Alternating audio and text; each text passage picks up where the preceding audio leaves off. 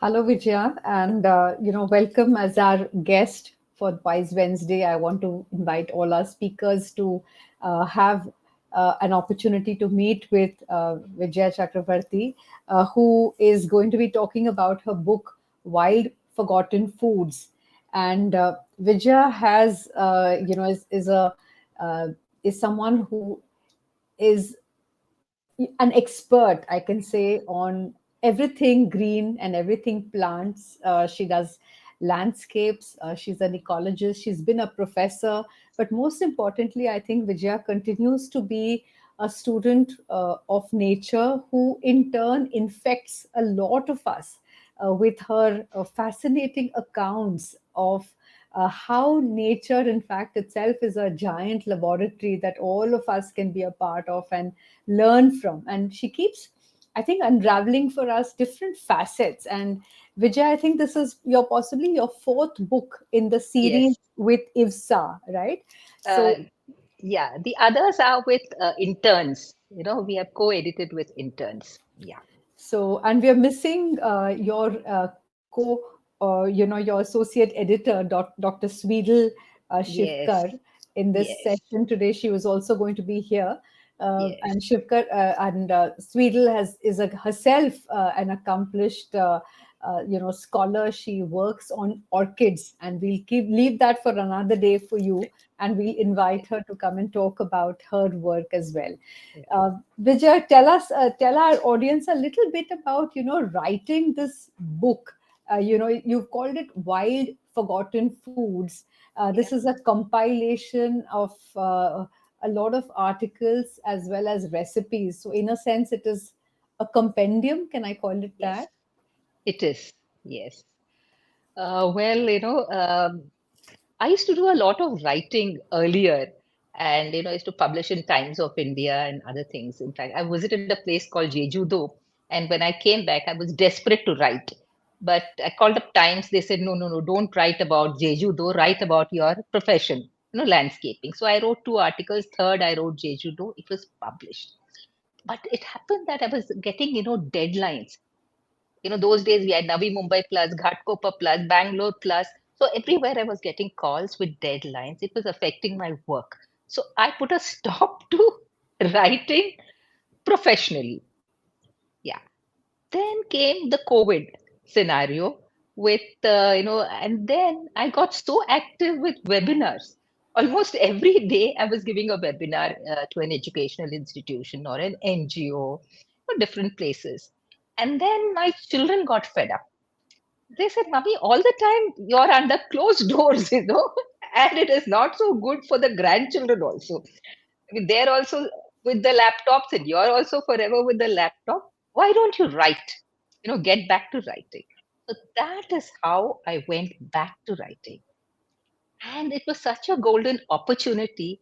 At that time, Vigyan Prasar, government body of science and technology, approached Indian Women Scientists Association or IPSA, and they said, why not we collaborate and you'll come out with couple of books and booklets. So that was how this idea germinated.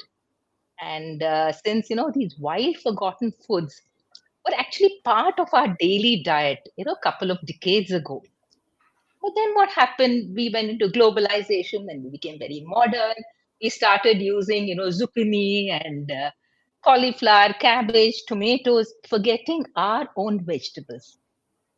So then I thought, okay, why not, bring forth these nutrition dense vegetables, which are also climate smart. It's not enough that, I know about it and a couple of my friends know about it, my colleagues know, but we have to showcase this to the people around us so that they learn to identify the plants, then they learn to propagate. It's very, very important. We say we leave a lovely planet to our future generations. But if they do not have the skills to take care of it, it's simply useless. The whole planet will collapse. So we must teach, ourselves and the future generation how to propagate these plants. So this was our idea initially. But then what happened? I was talking to Vigyan Prasad, and they said, why don't you, analyze all these recipes and get their nutritional aspects? I was, really dumbstruck because that would be a horrendous task. And I'm not a nutritionist. For me to do it would be impossible.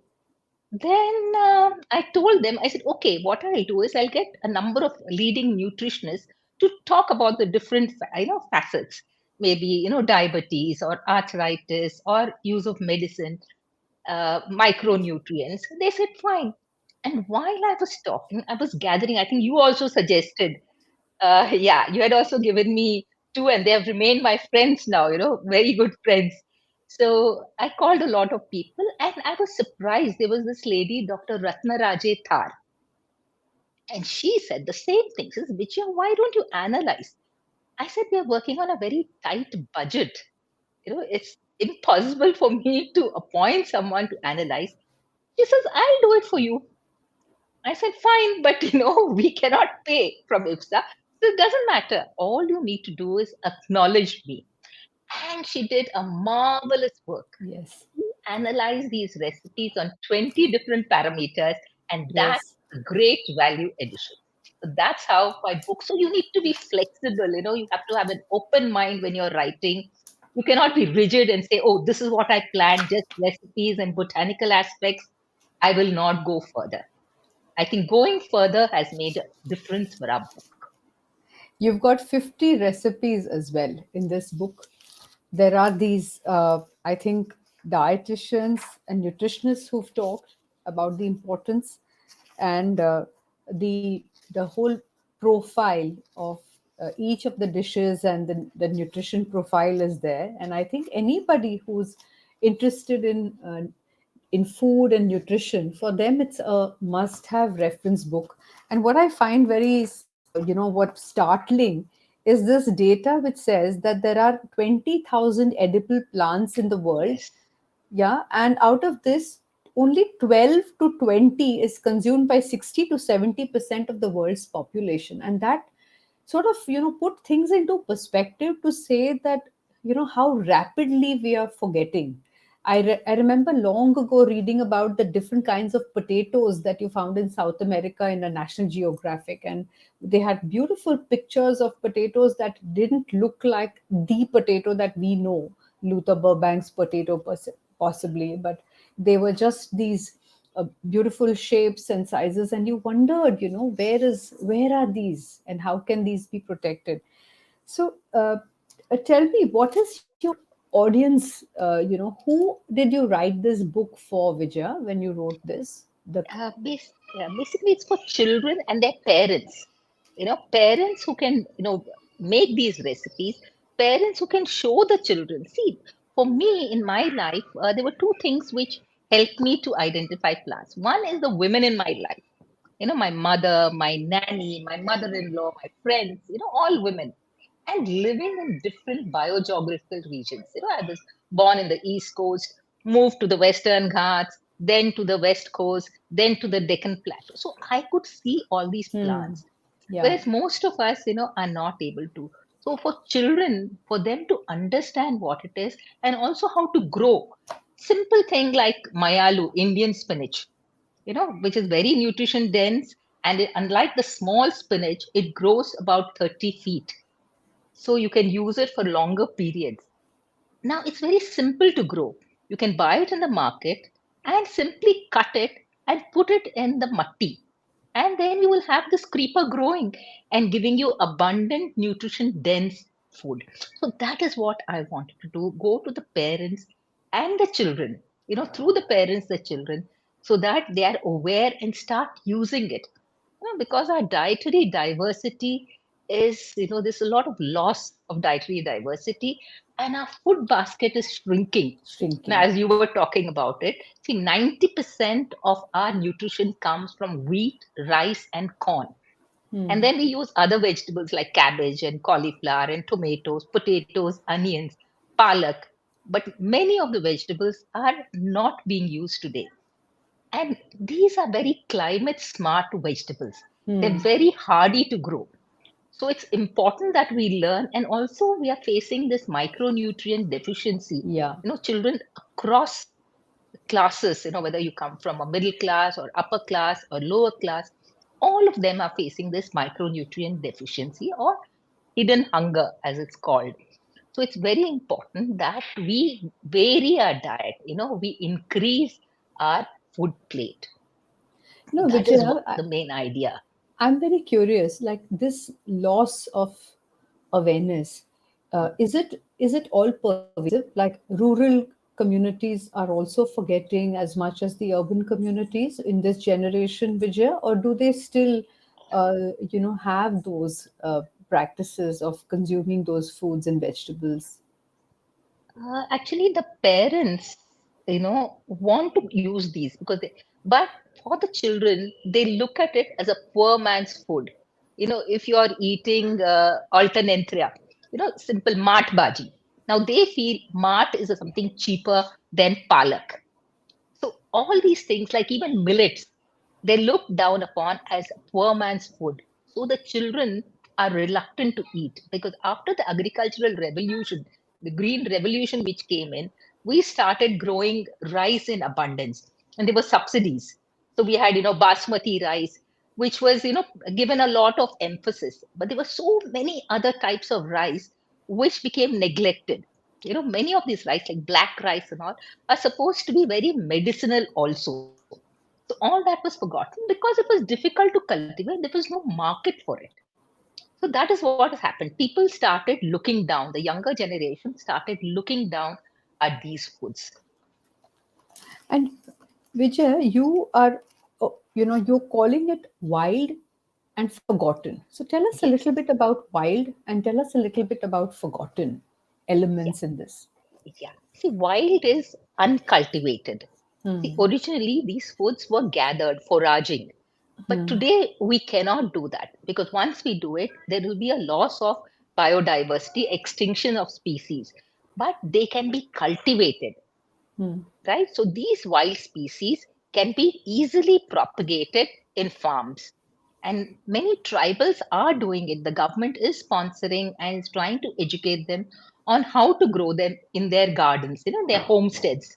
Yeah. So, so these wilds are now getting to be cultivated. That is what we must do, not gather from the wild, but Hmm. Hmm. cultivate. Forgotten, yes, there are many things which are forgotten. I remember when I was young, we had a nanny, and she used to gather some greens. And in Marathi, we used to call it nut, that is Bohea diffuser. And in Telugu, it was called Ataki Mamdi. It was a ground cover and highly medicinal and very good. Now, that memory has remained part of the food. See, because it's unedited, when you eat something as a child, it remains with you. And there is nostalgia about it. But these are not available. I cannot buy this, right? I was at the Western Ghats, so it was easy to gather. This lady used to gather and cook. It was delicious. And also, the aroma, it stays with us. And it also helps in fact, they're using it for Alzheimer's and dementia because fragrance and aroma trigger memory. So these Hmm. are things, which are there. And we really need to, get all these forgotten foods back into our diet.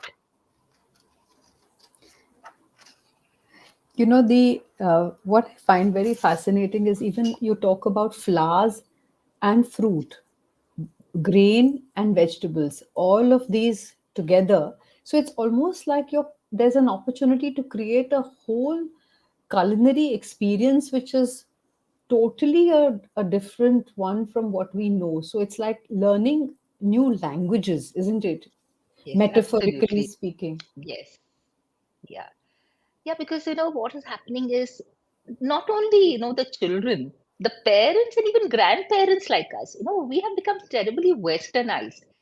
So, in fact, my childhood, maybe, when I was very young, my first 6, 7 years of my life, when I lived in Western Ghats and then moved to Bombay, everything changed. We started, getting from the supermarkets. So Hmm. naturally, we forgot about these things. In fact, I couldn't even identify this Attikamamadi till I met a horticulturist, Dr. Rao, and I asked him, I said, I'm trying to Google, I'm not able to get it. Then he identified a plant which I'm very familiar with. But I didn't remember what I was gathering as a child. But the taste remained, the memory, associations remained. But the actual, what I gathered, I did not remember. So we need to bring all these back. In fact, we're coming out with books Mm-hmm. where, the environmental conservation ethics. See, all these were taught in the name of religion. You have about Ganeshas, 21 leaves. Now they're highly medicinal and nutrition dense and also culinary. We cook them, but we are forgetting them. So Hmm. how to bring it back, with the help of stories to children? Even Choddo Shak, Choddo Shak is a Yes. Bengali. All these are there in our book. Choddo Shak, then Geto Sheddo, which is a Bengali thing. And then we have Rishichi Bhaji in Yes. Maharashtra, where a number of vegetables are cooked. Then Patila Toran, that is 10 different vegetables in Kerala. That's an immunity booster. So all these we have shown in our book, so that we can get back to these and not use them just for festivals, but as a regular part of our diet, maybe a once a week, once a month. So you see these recipes, the propagation, the cooking is all like an individual initiative, or do you see something for like for someone who doesn't have the time or access to resources? Where is it that they might be able to, have these foods, experience these foods, get everyone to taste?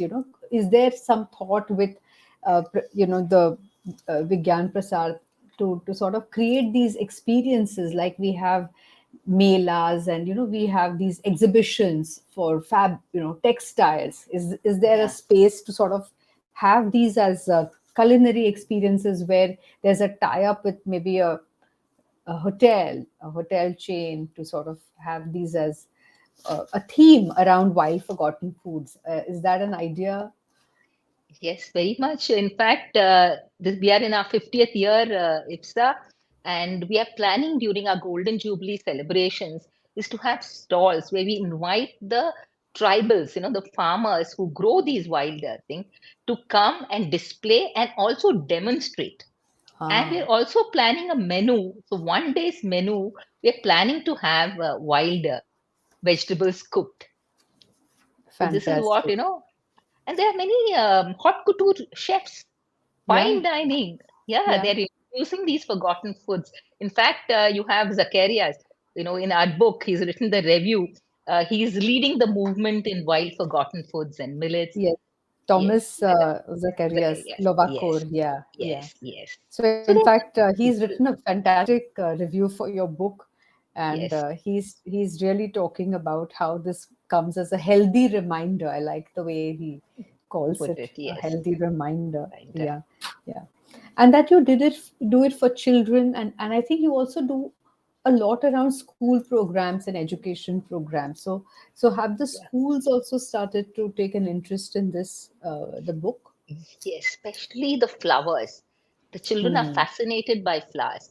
So we teach them how to make sharbats, using jaggery and lemon juice and flowers like the gokarna flowers, Clitoria ternacea, the hibiscus, the parijat, all these were part of our traditional diet.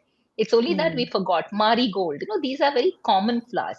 And children are absolutely fascinated, when you make this clitoria and it turns blue. Children are real, and when you squeeze a lime it turns violet.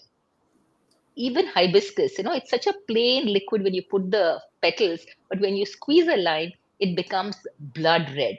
These are things which attract children. So we are using these wild edibles not only in food, but we're also showing them how to make textiles, make dyes, food colors, because these chemicals are very harmful. So if they want to make a dessert, how to make prepare your own food color. In So fact, that that is what. marigold I saw somewhere about like an affordable saffron, and Yes, what it does. yes. See, it gives you aroma also, aroma and the color. Saffron is terribly expensive, but when you have marigold, it's anybody can buy it. Its market is full, but we have to be careful.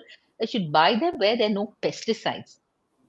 But marigold is very, very easy to grow. You just bring the flowers, dry them in the home, and sprinkle, and then you get. new fresh saplings coming out. So these are things you can do it yourself. And even Mm-hmm. basmati, there is a leaf Yeah. which is, gives you the aroma when you cook with it. So instead of having elaichi and saffron, which are very expensive, this is used quite singly in the Konkan, Alibag areas. Yeah. Amazing. So, Vijay, the recipes and getting the contributions, collecting Mhm. recipes from all over the country, what was the process you all followed? And was this also tested to see, how it tastes? And did you all also, the go through that process of actually trying these recipes out, Vijay? Yeah. See, many of these recipes are traditional recipes. Ah, Many of them are traditional. There are some, which are fusion foods. The fusion foods have been tried, and traditional recipes have been, cooked for hundreds of years. So yeah. that is what we did. Most of our recipes are traditional, and some of them. So we tried, them, and then people sent us photographs. You know, so it was very interesting, the whole process. And these are all women scientists. All the Yes. people who wrote are members of IPSA from across India. We have 11 branches across India. Yes. Yes. Also, the you've taken the nutrition dietitian, that whole approach to eating right and the impact on health and well-being also through the book. So for Hmm. every, I think for every 3 or 4 recipes you've got a precursor like Food and Mood by Dr. Neha Kamath, or Yes. you've got Malvika Khanna, or uh, Shruti Kulkarni. So And you've got all of yes, these, Shraddha Shetty. yeah, yeah. And we have Dr. Mehta Bamji. She Yes. is a recipient of the international, award. So, she is somebody, she's an octogenarian. But the minute you ask her, actually, she's my inspiration. Let me tell you, another reason why I started this book. I met her in Hyderabad. Uh-huh. She was hospitalized with a fracture. Mm-hmm. And I sat next to her on the bed, and she started talking about so many wild plants. And she would rattle them off in Telugu. She's a Parsi lady, but she lived in Hyderabad. So she would tell me all the names in Telugu. Mm-hmm. Yeah, amazing lady. And she set up a unit where she teaches the tribals how to grow these wild foods, Uh-huh. nutrition foods, and then how to cook it, and Oh, also how to market them. I mean, she's doing a remarkable job in Telangana, close to Hyderabad. oh, fantastic. That is so inspiring. Yes, she is. You, in your acknowledgements, you have acknowledged your mother. Yes, You also had inspiration, Dr. Mahtab Bamji. And you've also dedicated the book to the brave men and women of Indian armed forces who have the yes, ability to survive on wild edibles in yes, inhospitable places. Tell us a yes. little bit about this. I mean, this is something I was so fascinated and so curious to know more about. Yeah. I had met Captain Chandavarkar in Nerul. He was a secretary of very large housing societies for the armed forces. So they wanted a biodiversity survey done. And I love doing these things. I do it voluntarily for anybody who asks me if I can. So I was doing, and we got into a conversation, and he was telling me that he was a commando with the Navy, and then he learned how to identify these wild edibles. Because if you get lost in the jungles, because Navy people may not get lost in the jungles, but Army and others, how can they survive? They have to eat something which is not poisonous and which is easy to digest. So they were taught how to identify the different wild edibles. So he inspired me, and my first book, I sent it to him. Oh, Uh, yes, so, Vijay, you have, I think, right now the access to the book is through the IFSA website, yes, right? Wild yes, yes, Forgotten Foods. yes, We can write to IFSA. There is yes, a website, and we can yes, access. yes. And what is the process you recommend for somebody who wants to start with this? Like what kind of a program can they get on to where they select the recipe, make it, sort of get the family to have it, especially the children. Is there some ideas you can share with our listeners on how they can go about it practically to apply Yes, this? especially in the monsoon, you get a lot of vegetables in the market. A lot of these wild vegetables are available in the market. And the easiest thing to do is to saute them, with put oil and give tadka, and with rai, mustard, and little bit of mirchi and green chilies, and then you just chop them finely, wash them well, chop them finely, and saute it. Put your salt, and it tastes delicious. Let me tell you, these are very very simple ways of cooking. You can cook it with dal, Okay. and yeah, there are lots of varieties, which you can use. And the tubers, of course, you have to first boil them because Okay. many of them are not easily digestible. So you need to boil them with a little tamarind. See, when you Okay. use arbi, colcacia, or elephant yam, we use tamarind because tamarind takes away the toxins. So you have to Okay. boil them with that or roast them. In fact, they found these tubers and very, very ancient sites. And how did they discover that they were tubers?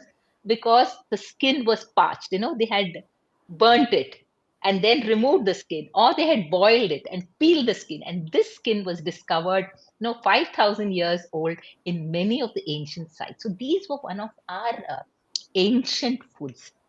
So it's time we start using, and they are our insurance crops. Even if you Hmm. take sweet potatoes or ratalu or elephant yam, even if the harvest fails, you know, these crops remain and you Hmm. can harvest them and eat them. So it's Hmm. very important, they're very climate smart plants. So we need to Yeah. use all these back again. You can even grow on your windowsill. You don't need much space. You can Hmm. put cuttings on the windowsill and they'll grow beautifully, believe me. No, you have also written children's experiences with wild food plants. I think there's another publication Yes, in 2016. You've got yes, one publication, 2021, Falling in Love and Staying in Love with Nature. Uh, there's one that I think you've done with Shobha, your sister, in yes, 2018, Grow as You Grow, Lessons from the Great Outdoors, and yes, Nutrition in the Garden, which is, I think, a webinar that you delivered in 2019. So, I think Vijaya, for you, all of nature, and then you've kind of now focused here on the the wild forgotten foods. But I think you keep taking a theme and you're kind of building learning and lessons around these, right? You're doing a new book on millets also. yes. Millets for children, because there is no book for millets for children. So what we are doing is we're coming with recipes. Actually, this is for readers across generations, grandparents, parents, and children. If we want to promote millets, then we have to take in all the generations together because parents are busy, it's the grandparents who are looking after. And so we have recipes for the adults and we have do it yourself pictorial recipes which the children can, look at, enjoy reading it and also prepare under adult supervision. What And age group are these we books? are looking up 7 years up. We also have rhymes on all the 11 millets and fun facts and interesting facts, illustrations, cartoons, of course experts, because it's very important that the parents and grandparents understand millets. So we have experts, we have ecologists, nutritionists, Ayurveda doctors, pediatric nutritionists, a number of people writing about them. We have chefs, we have a chef from Taj who's writing, and we have Zacharias again writing. So we have ICRISA director, Dr. Suhas Wani. We have a number of people, Joanna, who worked with midday meals where they served millets. They had two control team and the experimental group loved it and they didn't know it was millets. They loved it, and all their what's it, physical and mental growth, there was a marked increase compared to the control group. So So we're these are having her also also. some of the studies that you all have done. Yes, this is done by ICRISAT and I forget the name. There's a big group where they supply midday meals. And Yeah. 2023, I think, is also the International Year of Millets, right? Yes. So Yes. this comes in as a very opportune. Yes. Yes. How does something like this scale, Vijay, in terms of, you apparently there is a certain number to hit as a tipping point before a large number of people will adopt and make this as an adoption. So, what are the plans that y'all have at IFSA to widely publicize this? How do you get the adoption going? One is the information, but how do you get the behavior change by actual adoption? I mean, do have you all brainstormed on what needs to be done and So, how soon that can happen? see, there's so much work being done across the globe, especially in India, and in every area. Schools have started using it as a part of their midday meal. Hotels are serving it. Airlines are serving. Farmers are growing, and they're going to give subsidies to millets. So it's not just it's a whole gamut with the government coming in. Because government needs to give subsidies. Unless they give, they cannot grow. Farmers, because they won't get the money. And Yeah. then also the importance, they're also very hardy. So the farmers are realizing that even if we don't get a subsidy, these are hardy Mm, plants and they will survive. See, today we are going to have a shortage of water, and the yeah. heat is going to increase. It's inevitable, the climate change. Whatever you do, you just cannot avoid it. You may slow it down. So you need to bring out crops which are climate smart, and millets are a real climate smart, and also short duration. Yes. See, others, yeah, they take longer, but there are some here which even in 45 to 60 days from sowing, to harvest. So that is very important. They don't need fertilizers. We are, pumping ourselves with chemicals, Yeah. whereas millets do not require. So, people are getting aware, and also you have to bring out recipes which are modern, which are fusion foods, global foods. That is what the younger generation wants to eat. You need pizzas, you need hamburgers, you need all these things. Idlis are very popular, dosas are very popular, but you need to have, meatballs, not meatballs, but you add millets and make a meatball. So you have to bring out innovation in food. That is very, very critical. Yeah. I That's think what we food technologists also have a lot of food for thought, food Yes, companies, food startups. I think people who yes, are looking to work in the food and nutrition ecosystem. yes, And again, you can't run away from palatable taste. So, cultivating taste. yes. And it has to be, made attractive. You Yeah. should enjoy what you're eating. So I must tell my audience that I got invited once to a wild foods dinner at Vijaya's place 2 years ago, me and a bunch of friends. And I think it was she was able to just romanticize wild and forgotten for us so beautifully when we went through this very multi-sensorial experience that I think I hope that each one of you in listening to this conversation has sort of, picked up or soaked in that romance that that Vijaya sort of creates, the whole drama around thinking of something which is wild and forgotten, which itself creates a certain magic and mystery around it. So I invite you all, listeners, to take a look at this book, Wild Forgotten Foods, written by, conceived, compiled, and edited by Vijaya Chakravarty with her associate editor, Dr. Swigel Shivkar. And if you get a chance and if you are in Bombay, do visit the living, I think you have a learning garden, a living museum where Museum, people yes, can at actually IPSA, experience. yes. So we have, architectural students from across Maharashtra who have designed murals, using eco restoration themes. It's really very beautifully done. And we have volunteers and interns, from across Bombay and also from Pune coming into us, to intern with us. Yes, we are enjoying ourselves at IPSA. And making a difference. Yes, Vijay Chakravarty, definitely. always inspiring to talk to you. Thank you so much for being our guest today on this episode of the Wise Wednesday, and look forward to more conversations with you. Always wise and always thought provoking. Thank you. Thank you. Thank you, Deepa. Thank you. Thank you.